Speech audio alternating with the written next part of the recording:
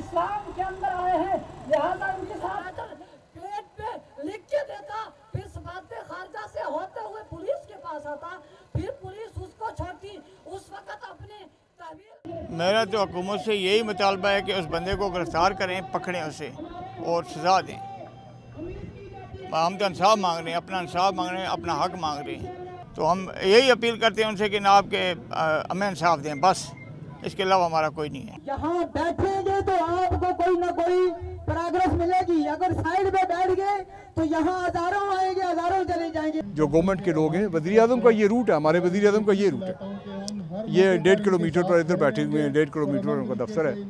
तो उनसे पुरजोर अपील करते हैं कि खुदारा ये कोई मामूली वाक़या नहीं है, इस बच्चे का नोटिस लें और फ़ॉरेन ऑफिस के थ्रू उसको पूरा कानून के मुताबिक एम्बेसी से रब्ता करें और उसको यहाँ कटारे में लाकर खड़ा करें।